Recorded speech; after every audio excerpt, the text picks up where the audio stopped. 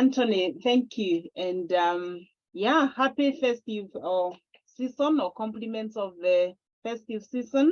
Thank you, And ma'am. welcome to the 30 minutes inspirational time with the Utulivu, which Wow.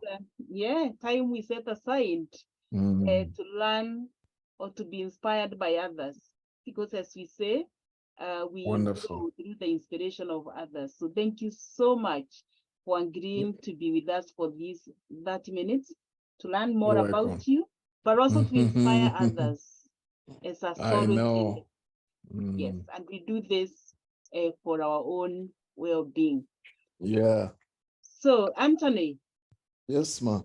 To start off, I would want you to take a minute or two to tell us who you are, so that we get to know who we are talking with and, the level of inspiration we are going to get from you. Yeah, I was just trying to get a copy of my book. Anywhere I go, that I always have my little book with me, so I was just trying to reach out for it. Yeah. So it's like, my name is actually Anthony, and Anthony Dawe, actually, and I was born in Liberia, but as a young child, I went to Sierra Leone, So I went to Sierra Leone as a refugee, and for the next 14 years, or like the 14 years chapter of my life was spent in that country, starting from the age of 9. And ever since, like, sometimes I call myself like the de facto child soldiers, like live on the street.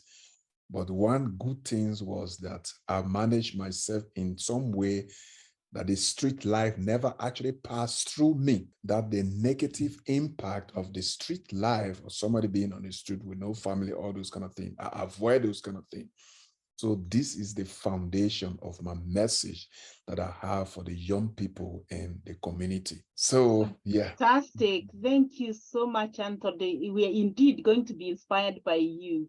And we can't wait for this next, 28 minutes now to go as we have these conversations. Now, to begin with, Anthony, I know you recently came into the country and, within a very short time, you found yourself in the community. And to me, that tells me the kind of a man, based on the way you have introduced yourself is and your background, tells a lot about you. Now, are you okay to tell us how you came to become a big community ambassador?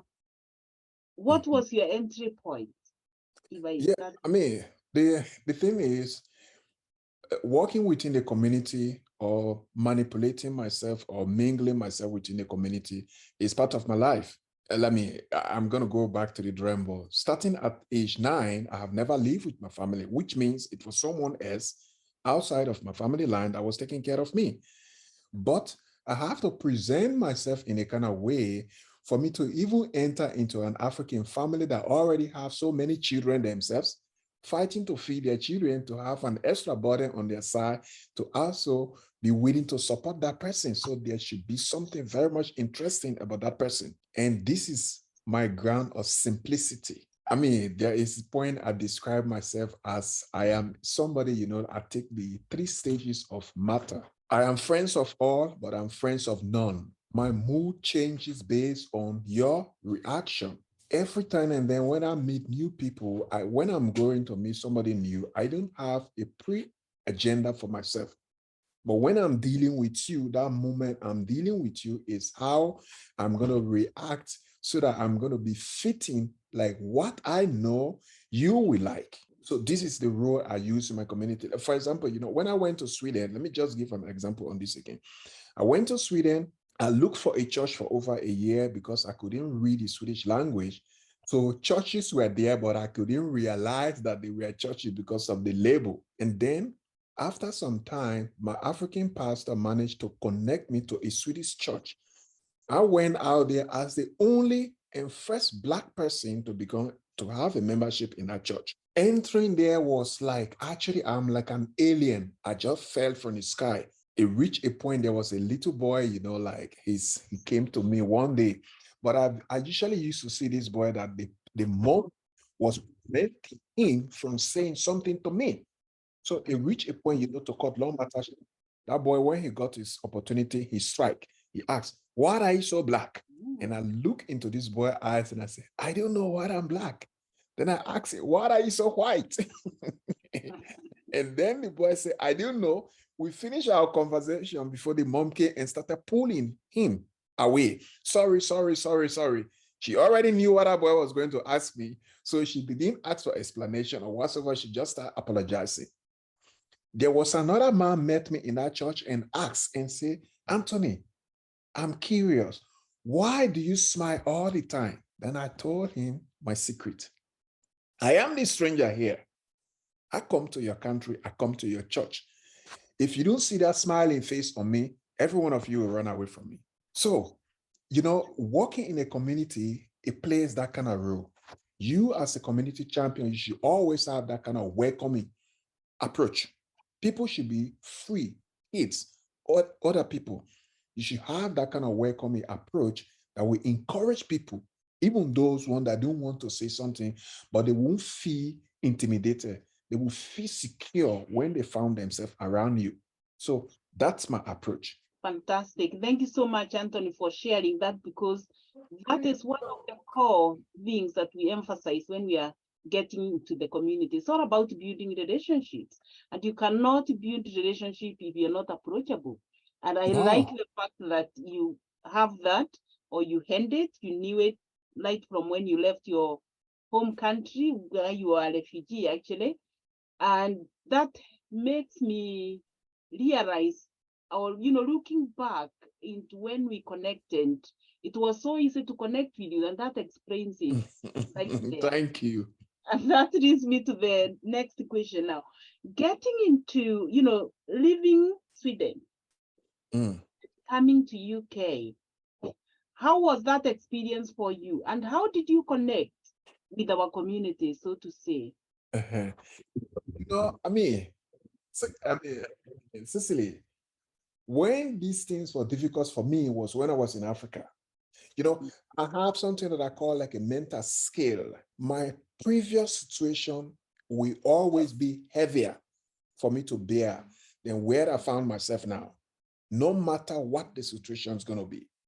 With the kind of mindset I have, what I have been through is going to be much more heavier than this.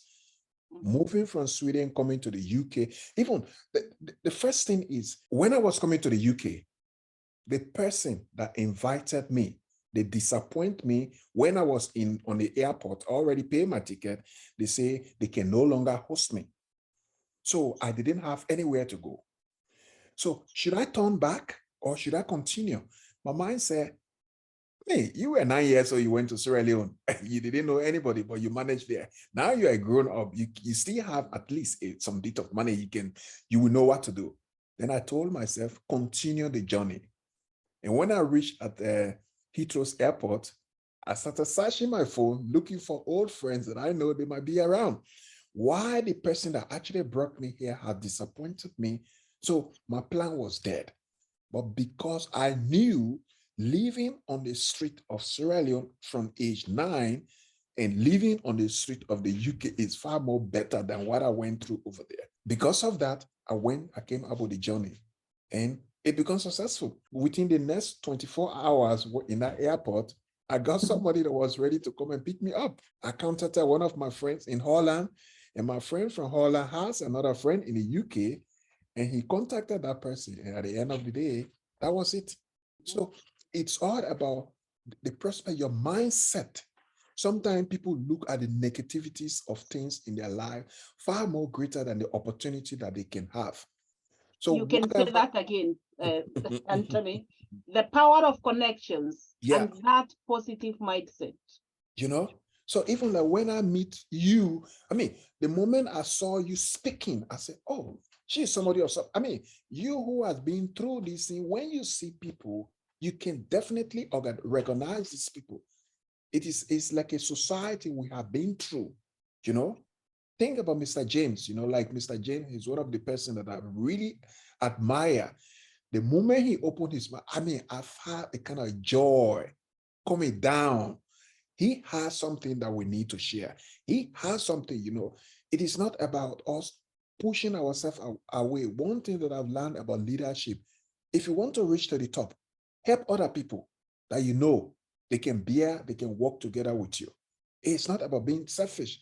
It's about presenting yourself in the most simplicity form, and then you will see the result.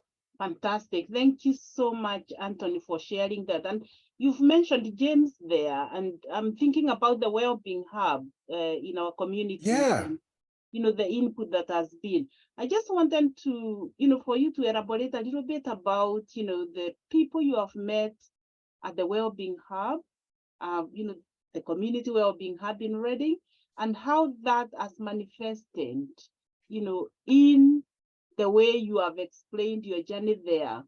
How do you feel the hub meets the needs of those we are, trying to reach? In society, I know we will always have weak people. For some reason, the fingers has not made equal. Sometimes somebody like me, I can actually handle myself at certain level, but yet I need people to listen to me at certain level. And when we talk about the well-being hub, is a platform that people listen to you. No matter what you got to say, there are somebody that is out there that can relate to your story. So when I found the well-being hub, like for example, talking about my books, having this idea coming here that I want to publish this book, I came over there. I met people that can actually give me listening ears, So you have something within you. Then there are certain times you start talking to somebody, you will see whether they have interest in you. Every human being, we are fighting for interest.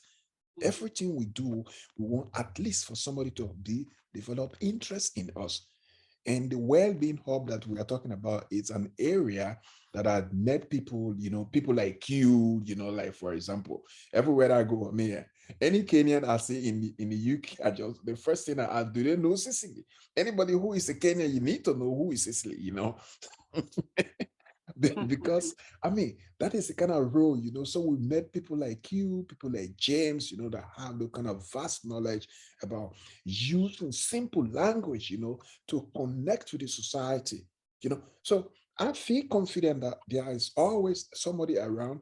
If I call on to, I have a question, they might be able to give me the kind of answer that I want to know. So that is really important for me as well, because it helped to build me as a person. And then it helped for me to work with this community to meet other people. So it's a kind of place, it's a give and take, I'm giving what I'm taking, because we are all inspiring ourselves over there. Yeah, indeed it is. And that is why we are talking about, we thrive through the inspiration of others. And I'm glad that you found that corner through the well-being hub. And, talking of the well-being hub, we have the talking therapies there, James. We have the immigration service, which most of us need all the time, again, through James. And so many other skills that have, through individuals who have volunteered themselves to meet the needs of our communities is much needed. Now, I go back to the book that you've mentioned about. And, I know that good readers are good writers, and good writers are good readers. And the fact that you've come up with a book tells me you are a good reader, Anthony. And the power of writing, it's for generations to come. Can you tell us a little bit about the book? First of all, the inception of it, how you came about thinking about it, to writing it, to publishing it, to where you are at with it today.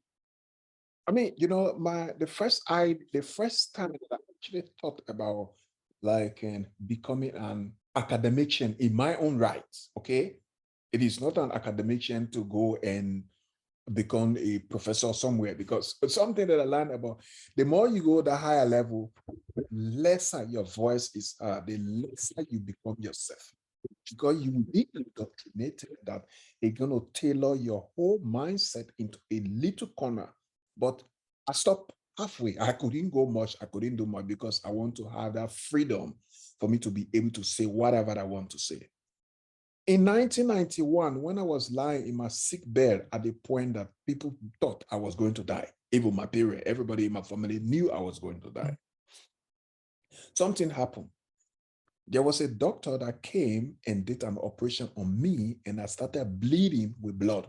My lung, the guy, he punctured my lungs, and then the next day I started bleeding heavily with blood. But I saw him writing something in my logbook, and I was a young child, I couldn't read. When my dad managed to come to that point, I pick up that logbook. I said, Daddy, read. That man, he do something to me. He want to kill me. He do these things to me. See what he wrote after he did that. My father hold that paper for a while like this. Then he looked at me and said, my son, it is only God in heaven who knows what that man wrote over there. And Cicely, I knew he is not only God. I was disappointed in my dad. Imagine those age you believe your parents are the superhuman. They can solve all your problems. But my dad failed me on that day because he was illiterate. And ever since I decided to myself, if this sick doesn't kill me, I will push myself for me to learn how to read and write, and nobody will tell me that it is only God who knows what that person wrote. I will become one of that God by myself. And that's how my push for me to learn how to read and write, it kicked in. Imagine I was on the street as a Sierra Leone, as in a refugee country, but people were able to pay my school fees. I might go hungry. I used to read. Throughout my primary school life, I spent only 5 years. And throughout my secondary school year, I spent only 3 years. Every other year, I skipped it. I didn't go to school, but I was home reading. So when exam kick in, I lied to the teacher. I lied on the wall, that the wall came and they described my results. Give me a test, give me entrance test. If I don't pass, then you demote me. And almost all my entrance tests are passed because I was studying at home. The power of education. You are self-driven, determined to achieve education because of that act. Because of that. Of the doctor. The doctor, and my dad said, it is only God who knows what a man wrote. But I later discovered that it is not God, that it's not only God. Anybody who is determined, you can do it. So even though there is a lot of obstacles in my writing, no support, nothing, but I still have that strong determination because Dad said it is only God who knows what people can read or what people can write. And I have disproved my dad. That goes to show, as believers, most of our community, son, is God helps those who help themselves. So it is important to use what you have to better yourself. And that is what you have done over the years.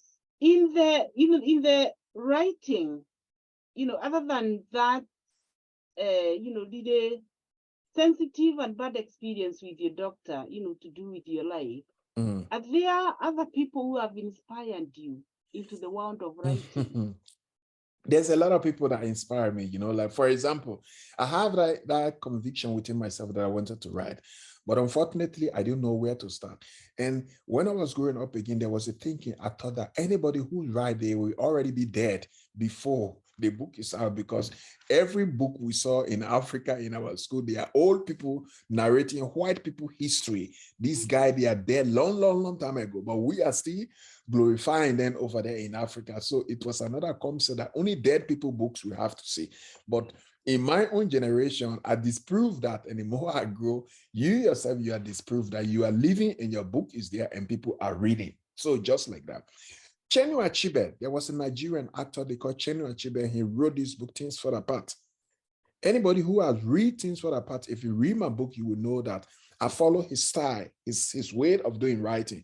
He has always been my inspiration.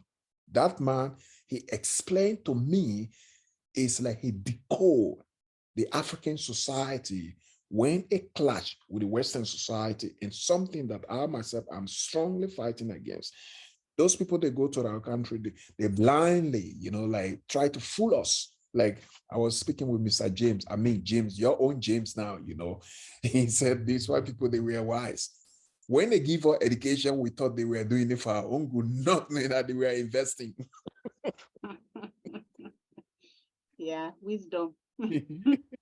So these people were investing in the next generation of the African society, how to be able to control it. But without their language, they will not, because we don't understand them. Now we are bragging about us being able to speak English. Myself, I'm here doing it. But this is actually limit our potential as African, but it leverage us, these people over us. Because through their language that we acquire over those years, they were given scholarship, they were doing missionary work, they have tied us with a belt that is difficult for us to escape. And these are some of the messages that I have in that book. It is about empowerment. It's about how we Africans can realize, open our eyes and say, no, not everything that glitter is gold. We have to return to the drawing board for us to realize that we can do certain things for ourselves. Every books I read in my primary school, they are foreign book. But if I manage in my book, go into our African society, this one is written about Africa. It is the African book. It is all about Africa. It's no longer about European or foreigners. So we have to change the status quo for us to see what we can do for our young generation and for our society. Fantastic. Thank you so much, Anthony, for that. And we do this for our own well-being. Yes. And thinking about your writing, really, I can only imagine how much it has been important to your well-being, keeping yourself well. And when we talk of well-being, actually, which is quite broad, it's all about, the confidence, keeping well, and so many others that relate to that. So how important has writing been to you, to your well-being, Anthony? Cicely, honestly, this book, I wrote this book myself, but it inspired me a lot. I promise you, there are certain times when I read this book, I cry. Because whenever I'm reading the book, I read it from a neutral perspective, as if the situation that I'm being described is happening to someone else. That's how sometimes I do. Because imagine it's like I have disproved my own existence based on circumstances that have happened to me up to this point. So even now, like as some of the plans that are put in place to control my own life situation, I get inspiration from some of these things that I've been through. I really get inspiration from some of these things that I've been through. Because if I have survived some of these things and I was able to fight in those days when I was really little and there was the possibility of danger befalling me was so high and I can overcome that, I see that in this adult age, there are now, my eyes have been open to a lot of things that I can use to navigate myself around. And one of these things that we know is about community. It's about connecting yourself with other people. It's about recognizing that you don't have all the power to solve all your problems. It's about me relying on other people to contribute to what I've already got for us to make a full whole so that we can move on to the next level. And this is the reason why I've tried my best for me to be in the center of the community, because by myself, I cannot do anything. Fantastic. Thank you, Anthony. And it's really about give and take. Yes. You give what you have and you take what you don't have. And that makes you who you are. Your potential is fully, fulfilled by getting the inspiration of others just as you give. And listening to your explanation there, you do not let your circumstances define you. Instead, you used them to fulfill your potential and support others. You do not want somebody else to go through the difficult times or experiences that you had.